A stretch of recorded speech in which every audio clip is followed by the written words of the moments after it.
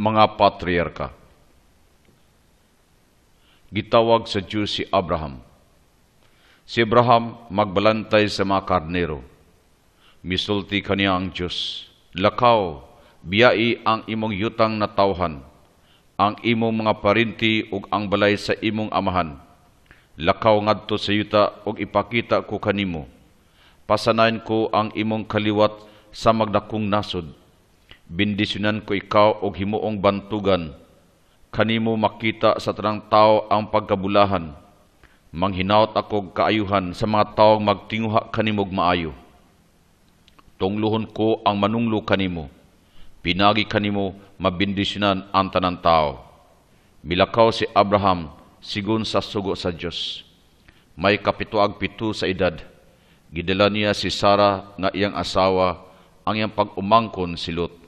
Ingon man ang tanan nilang hayop ug ang mga ulipon. Miadto si Abraham sa yutang gisaad sa Dios kaniya, ang yuta sa Kanaan. Kining yutaa tambok kaayo ug mabungahon. Didto nagtukod si Abraham og altar para sa Dios. Genesis kapitulo 12 bersikulo 1 hangtod 8. Usa ka gabii nakigsulti ang Dios kang Abraham. Ayaw kahadlok, panalipdan ko ikaw og himon kong adunahan. Mitubag si Abraham, unsa may bilis sa bahandi kung gihikaw mo kanako ang importante kayo. Wala ako'y anak lalaki nga kabinlan og magsanay sa akong liwat. Busag ipagula sa Dios si Abraham sa tulda og mingon. Tan-awa ang langit, sud-unga ang mga bituon, sama niya kadaghan unya ang imong mga anak. Misalig si Abraham sa Dios og naila sa Dios ang pagtuo ni Abraham. Giugbok ni Abraham ang iyang tulda duol sa masagradong kahoy sa Mamre. Hapit na muodto, naglingkod si Abraham sa pultahan sa tulda. Nakita niya ang tulo ka tawo nga mitungag kalit.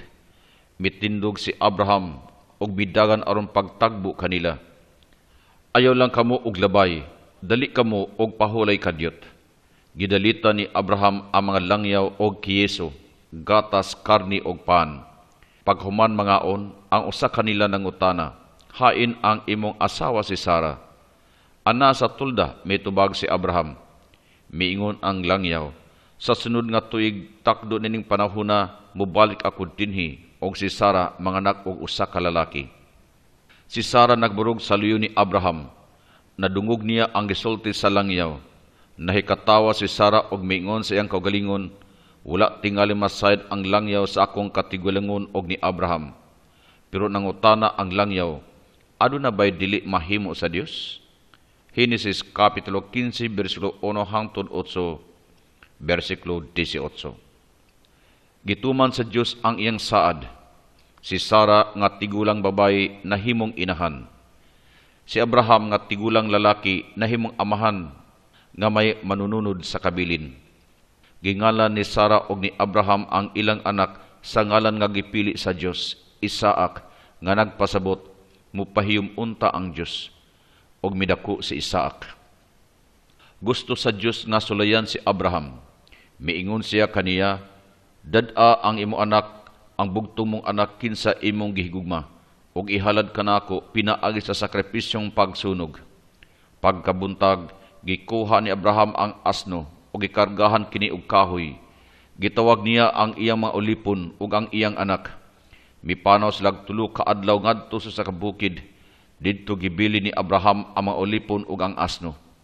Pabilin kamo dinhi, mingon siya. Si Isakra ang mukuyog kanako tunga sa bukid.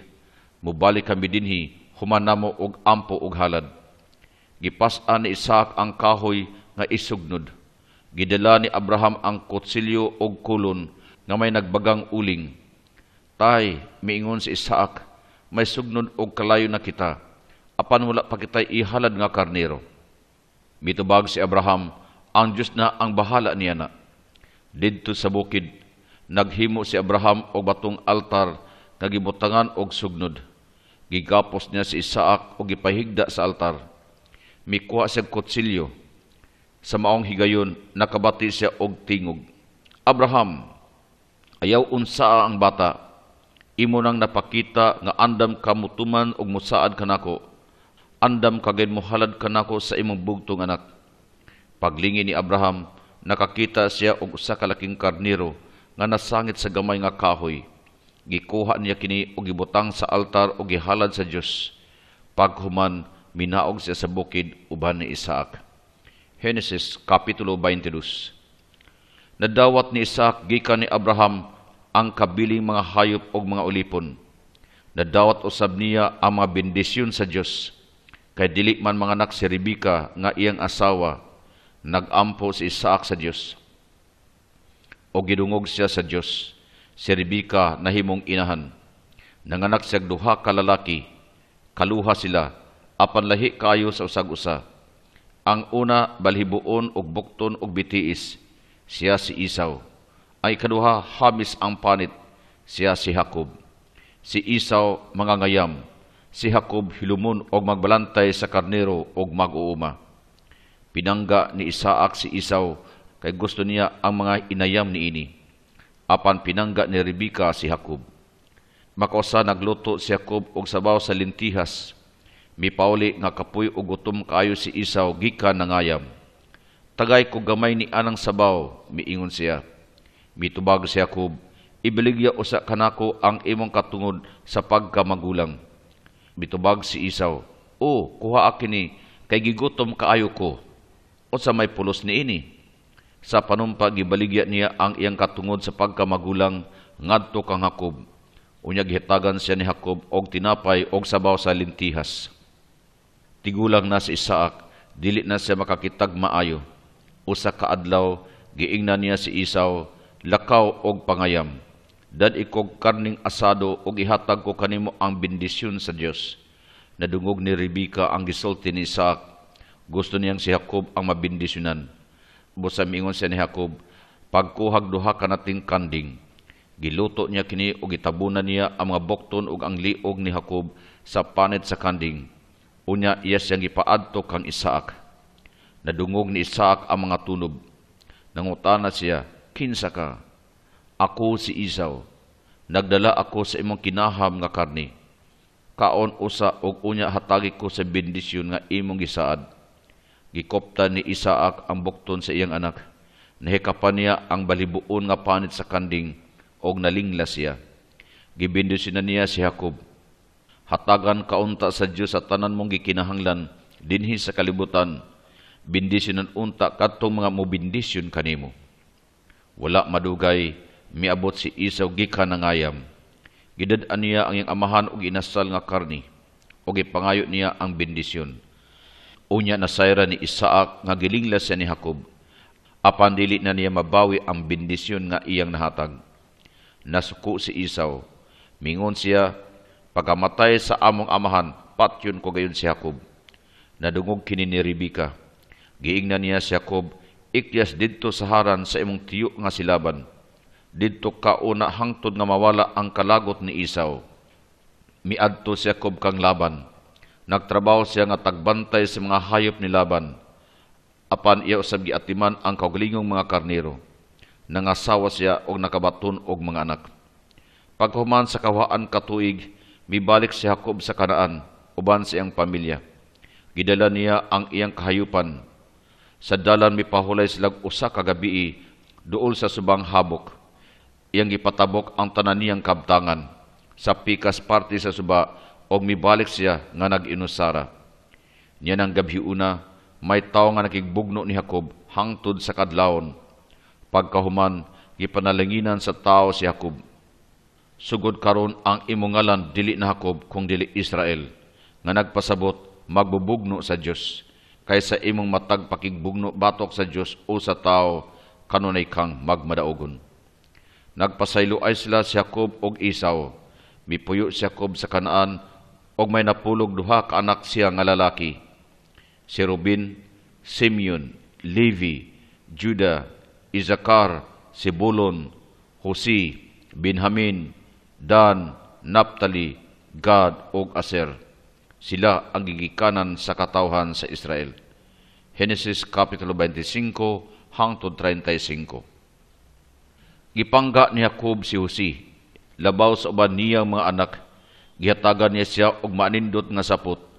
Ang ubang igsuon nasina kaniya.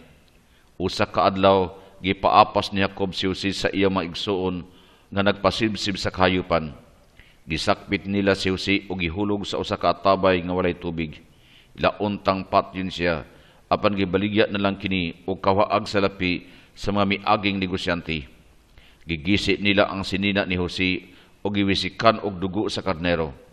Unya gipadala kini ngadto ni Jacob sa usa ka sinugo. Nailadayon ni Jacob ang sinina. Mituo siya nga usa ka mabangis nga hayop ang mipatay ni Jose. Sa taas-taas nga panahon, nagmasulubon si Jacob sa kamatayon sa iyang pinanggang anak. Miabot si Jose sa Ehipto, uban sa mga negosyante.